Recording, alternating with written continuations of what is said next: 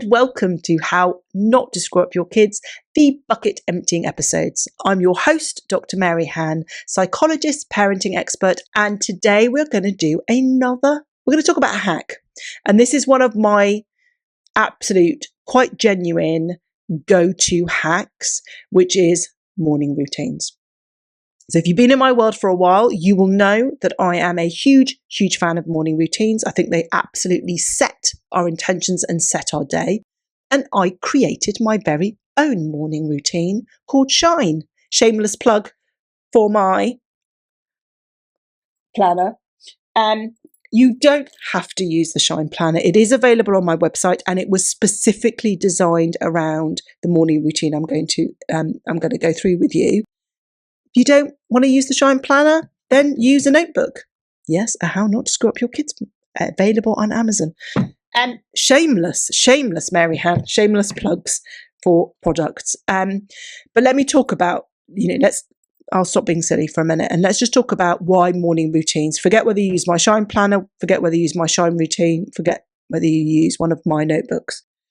Why are morning routines really important? In my view, why they are important in terms of parenting. And there's lots of evidence, if you're in the entrepreneurial space or the business or the personal development space, there's a lot that's talked about in terms of morning routines. But I'll tell you why I think it's really crucial and why I feel it's crucial as a morning routine and not something that you do in the evening is this. Parenting is very often on autopilot, and parenting often begins, let's face it, with a slap round the face or the knee in our face from our children as they come into our bedroom, or maybe they're already in our bed and then they've just woken us up. So we get this slightly rude awakening because we're sleep deprived, we haven't had enough, we're exhausted, and so we always feel like we're on the back foot. The whole purpose of these series of podcasts, these particular ones, is about how can we empty our bucket. So we often wake up in a way that is already with a quarter, half, three-quarter full bucket.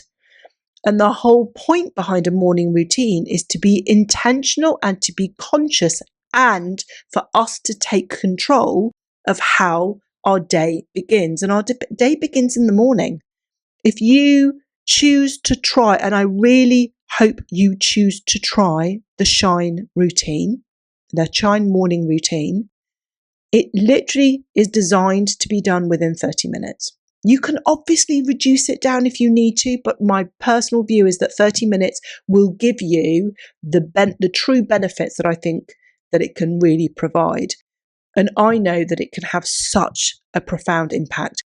During the pandemic, back in the day when I was on social media, I would do a Shine morning routine within my free group every morning. And I know from the feedback that I got from parents how much it made a difference in terms of how intentional they became with their parenting, how conscious they were about the decisions they made, and how much more energized they felt as a parent.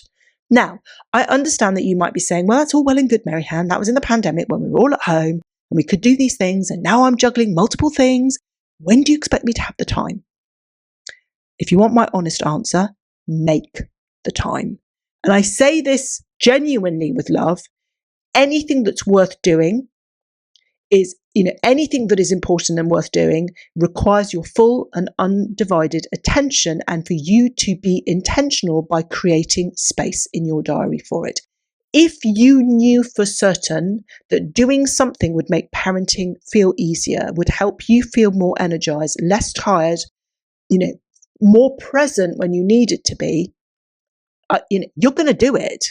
And I can guarantee that if you try the Shine morning routine for just 1 week, just humanly, just say, oh, God's sake, Mary Han, I'll just keep you quiet. I'll just give it a go.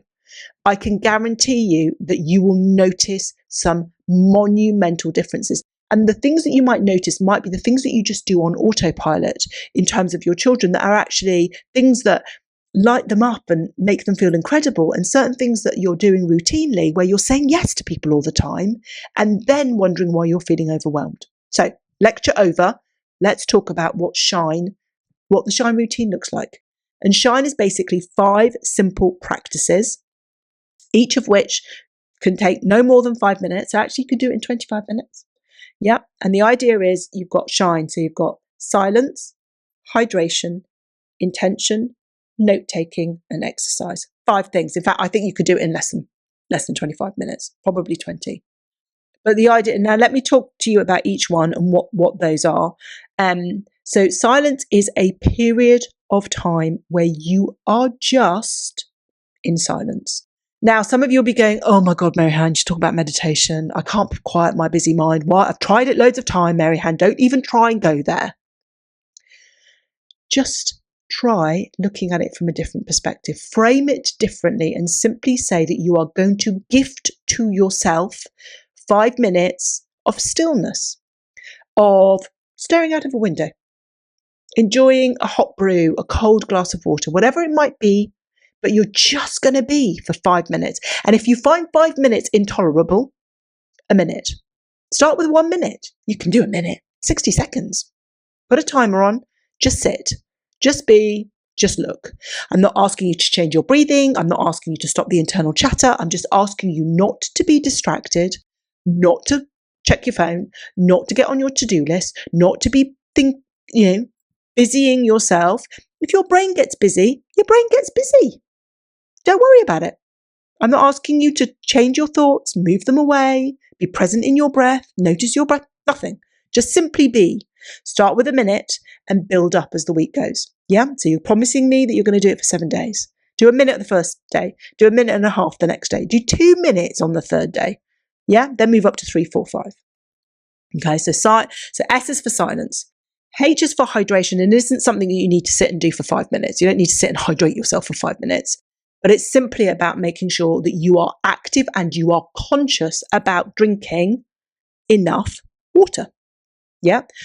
Not drinking enough water is associated with brain fog, with low energy, feeling that you're hungry when you're not, lack of clarity and focus and ability to concentrate. Water is crucial, and we should be drinking, as adults, we should be drinking around 2 litres of water a day. We probably don't do that. And so when we first start doing it, yes, you may pee a lot more and go to the loo. It's not, your body needs this water.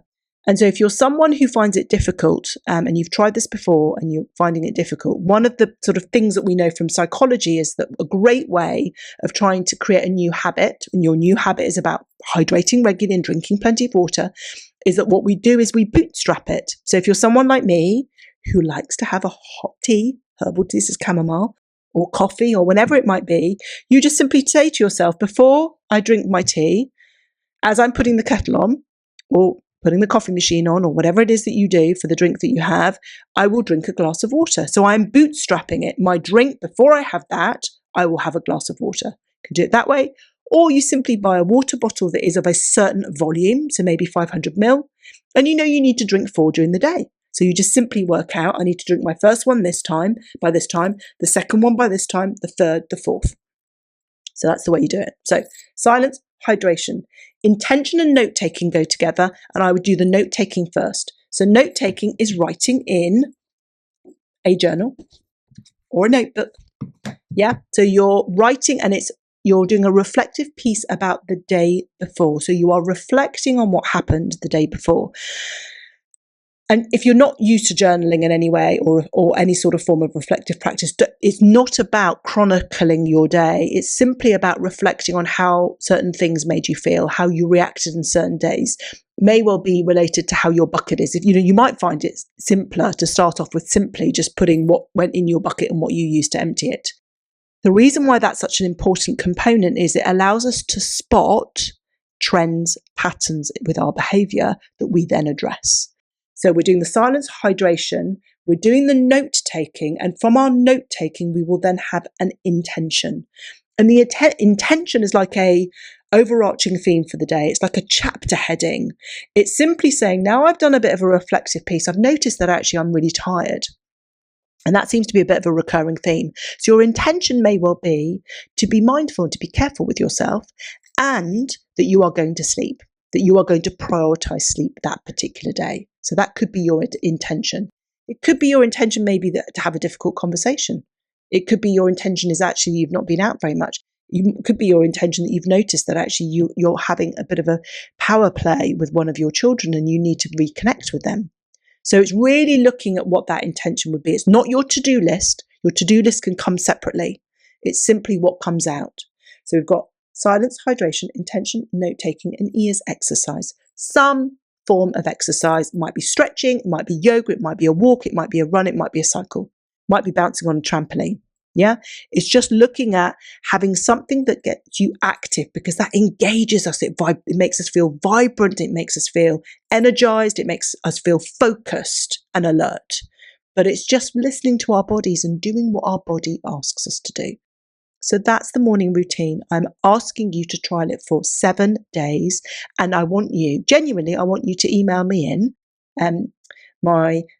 Heidi, my executive assistant, might kill me when she sees all the emails coming in, but I would really appreciate you letting me know how you've got on, because I feel very passionate that this can make such a profound positive impact on the way that we feel, not only as parents, but in all the other roles that we take on. So if you have enjoyed this podcast episode, and if you want to get your own Shine Planner, then of course you can go to the website under the book section and you'll be able to order yourself one, and we will send one in the post. But if you have enjoyed this episode, I would love it if you could rate, review, and follow so that you can spread the love and let more people know about our podcast. So until next time.